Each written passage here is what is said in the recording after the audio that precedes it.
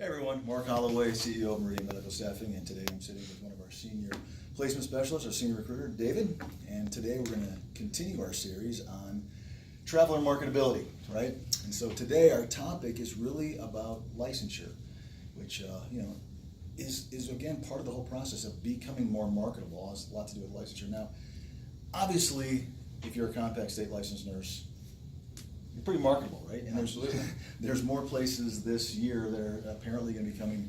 I know Michigan, I think Kansas, to name a few, and we won't really know and shouldn't even really talk until they're really there. But more and more states are realizing that the revenue loss they might have from having a licensed is not as important as actually having nurses that can work in their state.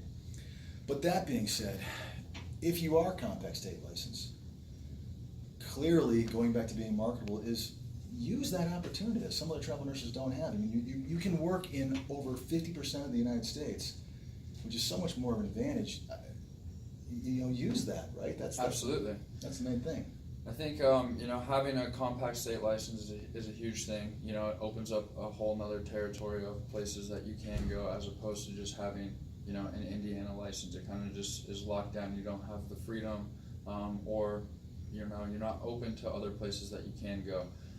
But at the same time of that, having license in places that we do have see jobs frequently, can also help out quite a bit, just because, it's nice to have a compact state license, but places like California, Washington, there's a ton on there that New York, for example, have jobs and we see them frequently. Right. It might not hurt to have a license there.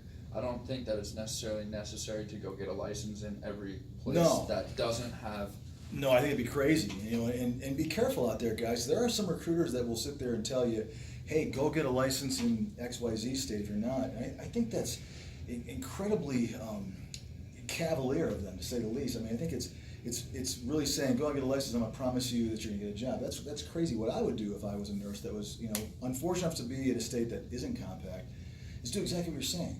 Look at states that multiple agencies are constantly, putting jobs out there for that you don't have a license in. And if that mirrors or overlaps a state in which you'd like to work, bingo, you got it. And that makes good financial sense. Go out and get a license or two, because they're not cheap.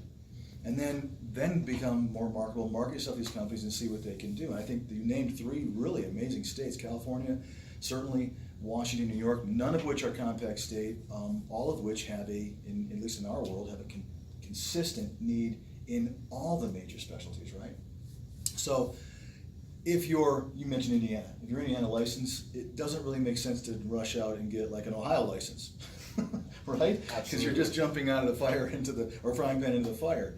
Unless you see a lot of jobs there, or unless that's the place you really have to go, and you're talking to a company that says, you have jobs all the time in Ohio.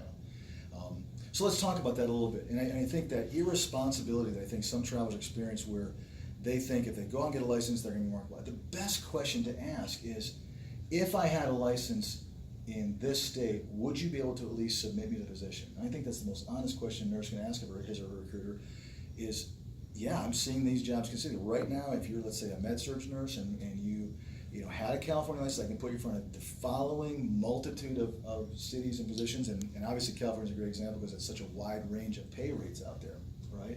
Absolutely. So, yeah. And I think too, if you're wanting to find work, getting in front of more things, is more beneficial to yourself. Right. So you can always say no. You can always turn it down.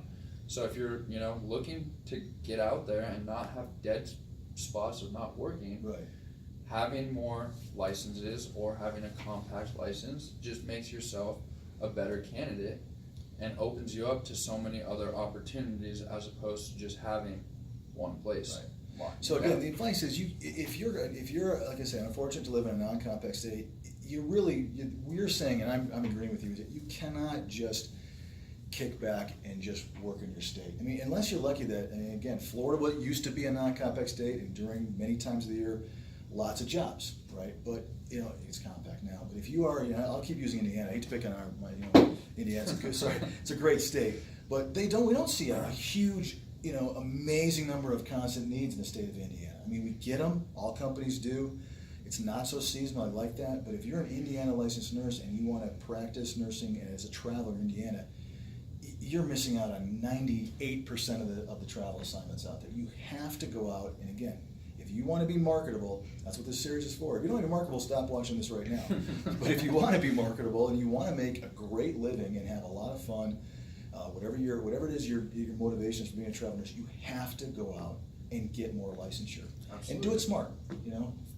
Think about where you'd like to go. See if there's jobs in those states. If there are, it's a great fit and a real good possibility of a state you should go out and investigate to get licensure. If it's real expensive, maybe put it in the back burner. But most of them aren't too bad.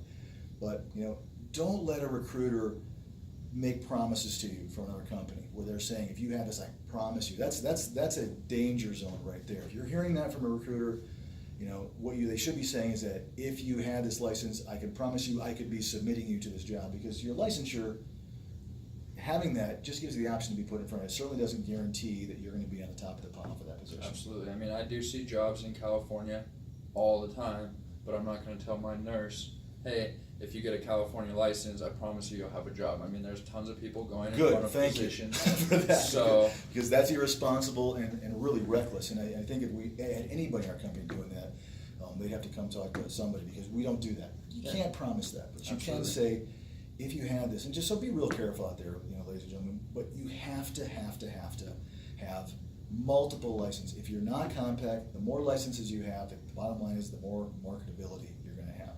So do it smart, do it wisely, but don't just kick back and wait for a company to find you your Indiana job, because you could starve as a travel nurse. Absolutely. And by the way, that's what a lot of nurses think. I'll end it on this. Sometimes a travel nurse thinks, I only want to work 100 miles from my hometown. You're not a traveler, and I only have this license. If I call a whole bunch of companies, I'm going to get a job. No, because guess what? We all have kind of the same positions. I mean, the difference between companies are what we talk about here, and that's, your relationship with your recruiter, your relationship with your company is what should make the company of your choice be what rises above everything else. But going out and calling 20 agencies isn't probably going to get you 20 times the amount of opportunities. It's going to give you maybe 2 or 3 times the amount of opportunities. We all have the same stuff. So be smart, go out there and get some more licensures. We appreciate it. Happy Friday, everybody, and we'll talk to you next week.